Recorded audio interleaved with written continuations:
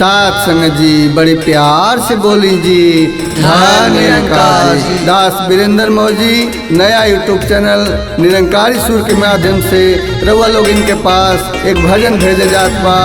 आशा बा रउआ लोग इनके पसंद आई। रउआ लोग इनसे यही नहीं हो रहा बा कि वीडियो देखी सुनी और लाइक शेयर कमेंट करके चैनल के सब्सक्राइब करके बेल आइकन दबावे के कृपा करब, बड़ी कृपा होई।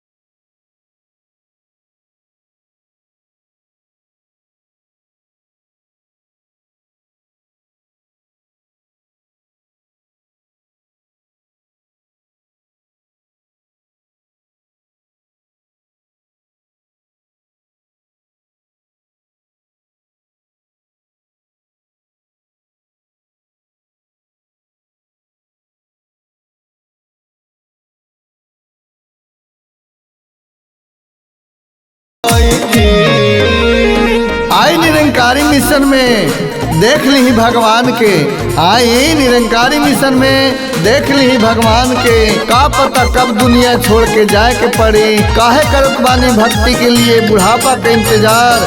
का गारंटी बा कि बुढ़ापा आइबे करी, तो कहे के बा सुनी सभी लोगिन। ओ बड़ा जतन से मिलल चोला फिर न मिली है दोबारा। माया के जन जाल में पड़ के बन जनी तू आवारा। अब सत्संग में छोड़ा लोभ मोह अहंकार, साथ जाई नहीं बाबू माई भाई बंगला का। जाली जाई बखलिए हाथ पसार भाई जी, पाल पाल घाटत उमरिया तोहार भाई जी।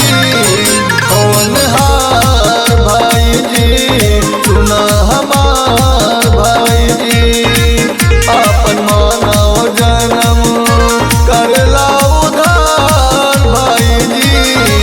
कौन हार भाई जी सुना हमार भाई जी। सदगुरु मिल जाए जिंदगी में तो मिल जाए जिए के सही ढंग। भीतर में शांति बस जाए, बदल जाए जिंदगी के रंग, बदल जाए जिंदगी के रंग।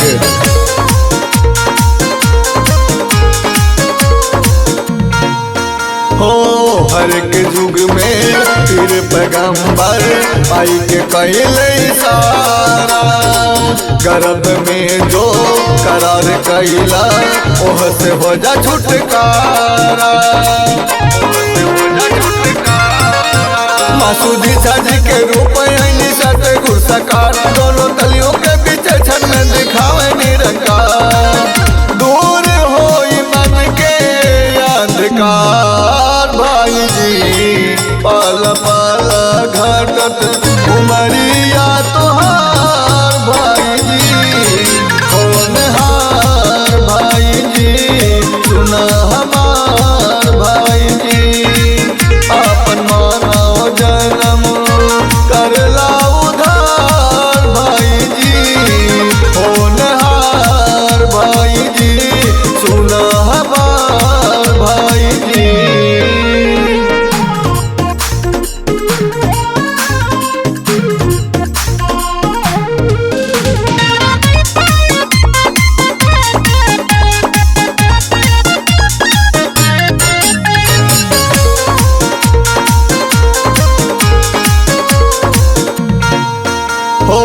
तन मानव के पाई के भैया कर जनी मन मानी।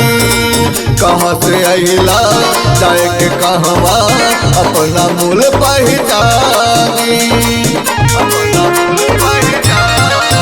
हीरा जैसा तन पाके तू मना जनी नदान। मासूदी साजी से आके मौजी लेला ब्रह्म ज्ञान।